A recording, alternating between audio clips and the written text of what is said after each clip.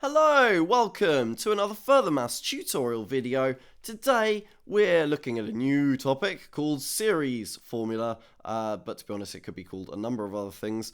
And this video will act as a bit of an introduction to the topic as a whole. We're going to be focusing on the notation involved in this chapter and also introducing the formulas as appearing in the title, what those formulas are and all that sort of stuff. We'll therefore probably leave the actual sort of solving an example, if you will, to the next video, just because we'll use this video as sort of laying the groundwork, if you will.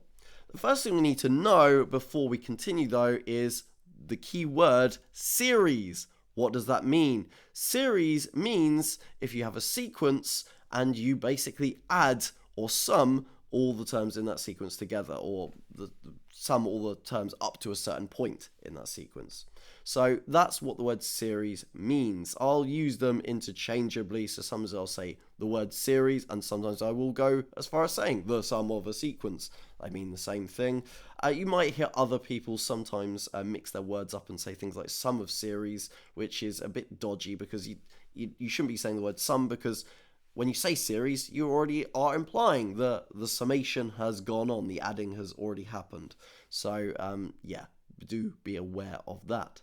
The next thing we need to look at is notation, because when we're looking at series, this notation appears quite a lot. So, understanding it, it's worth pointing out, it looks quite scary at first, but once you get your head around it, it's actually very useful notation, because it tells you a lot of information in a nice, succinct way. So starting off with this weird part here, this is what we call the Greek letter sigma. It's capital Greek letter sigma. And whenever you see that appearing in maths, it basically means sum. The sum, something's being added together of some variety. So that is what that means. If you've already done maths A level, you should be already familiar with this notation, to be fair, because it's part of the sequences chapter. But also, it's also part of various formulas for statistics. And also, I'll be honest, in further maths, this mini chapter is not the only time you're going to be seeing this notation. It crops up in more than one place. So, yeah, we'll get familiar with it if you're not already familiar with it. The next important part is the part you see written after the sigma, because that is talking about what type of sequence we're looking at, because it tells us the nth term of the sequence we're adding up the terms for. So again, that's quite nice, because you instantly know what you're talking about when you look at this notation. The next part, though, is then looking at the numbers above and below the sigma letter. First, looking at the number that's below. That number is telling you the position of the term that the sequence is starting at. The series is starting at. So if you have r equals 1, that's telling you that the series is starting at the first term in the sequence. We're going to take the first term of the sequence and then add up the terms after that, but also including that term. So that is what that thing at the bottom is telling you. And then the thing at the top is telling you what term you're going up to in your series. So it's telling you the final term that's being included in your summation.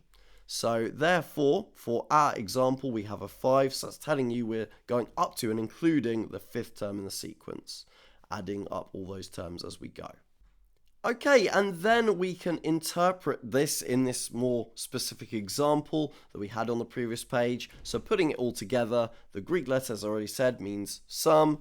Then we've got this, which is telling me that we've got an nth term of 3r plus 1.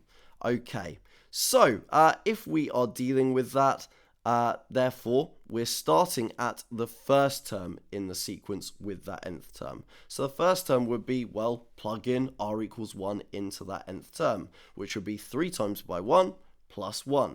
That gets us 4. So that is the first term being included in our summation. We're then going to add on the second term. So plug in r equals 2 into this particular thing. So if we do that, we'll have 3 times by 2, which is 6 plus 1 is 7. So that's the next term we're going to add on. We're then going to add on the third term, and that will be 10. Add on the fourth term, that'll be 13. And we're going to keep on going all the way until we reach the fifth term. And the fifth term is 16. So as a notation, this is what this notation means. It means in this case we're doing adding 4 plus 7 plus 10 plus 13 plus 16.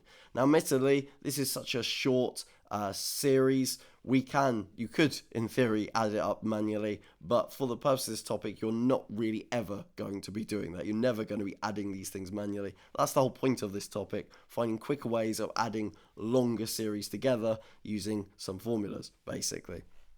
But at least you can sort of visualize what this notation is talking about when we write it this way. So that's just to get your head around what's going on. Okay, and now we need to get on to actually explaining what those formulas are. The first formula you need to be aware of is if we're summing from the first term all the way up to the nth term. So that's a fixed endpoint, but just that fixed endpoint is not necessarily known or is in terms of algebra. And we've got an nth term, weirdly, of just 1. So what does that mean? Well, it means we're looking at a very boring sequence. We're looking at a sequence which every term in the sequence is just the number 1. So therefore, if we're doing this as a series, we're adding up all these terms. So we're doing 1 plus 1 plus 1 plus 1, all the way until we get to the nth term of the sequence. And, well, that's the weird thing. The nth term of the sequence is just still 1, because all the terms in this sequence are 1. But, crucially, there are n terms in this sequence. So, therefore, if we're trying to add up the number 1 n times, well, you're just going to get 1 times by n. So, therefore, the formula for the sum of 1 from the first term to the nth term is just equal to n. So there you go, that's the first formula we need to know. The second formula we need to know is the sum from the first term to the nth term of the sequence with the nth term of r. Okay, what sequence or series, I should say, is that talking about? Well, we plug in r equals 1 into r and you get 1. That's the first term of that sequence. Plug in r equals 2 into that sequence, you get 2. Plug in r equals 3, you get 3. And so therefore this is the sequence that we're adding the terms together for. I'm going to keep on doing this all the way up until we get to the nth term. And the nth term is, well, we plug in n into there and you would get n. So this is the series we're dealing with. These are the terms in the sequence we're adding together. Now, admittedly, if you've done Maths A level, you'll already realize this is what we call a arithmetic sequence, and luckily there is a formula from Maths A level for dealing with this.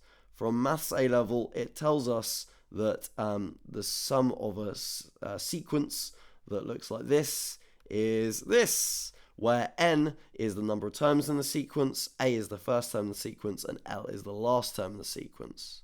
So if we put that into practice here, we've got, again, n terms, because we're going from the first term to the nth term.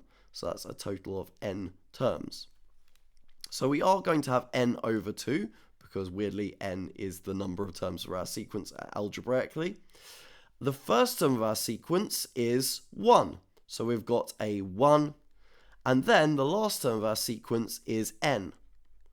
So therefore, the sum of this sequence is n over 2 times by 1 plus n, which you could decide to write as 1/2 lots of n plus 1.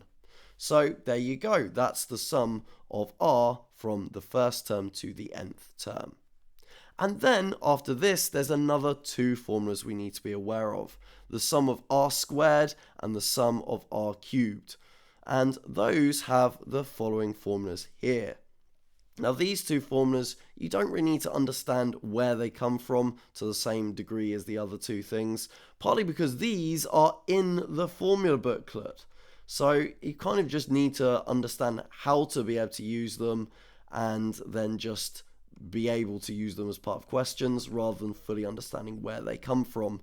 So there you go, be aware of that. Admittedly though, if you find that a bit unsatisfying not understanding what the proof of these formulas is, I will be creating a extension video in my Prove It series at some point explaining or proving where these formulas come from, and if that video has been created when you're watching this video, then the link to those videos or video will appear on the screen right now.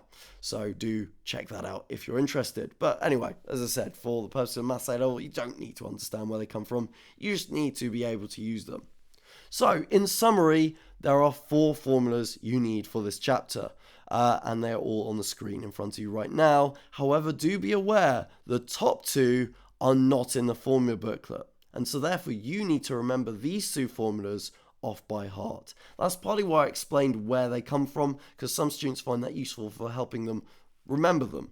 But one way or another, you just need to know these instantly and be able to quote them and use them in questions as and when is necessary. Whereas the bottom 2 formula, good news, they are in the formula booklet, so you don't need to remember them off by heart. You just need to know where to find them in the formula booklet and know how to use them.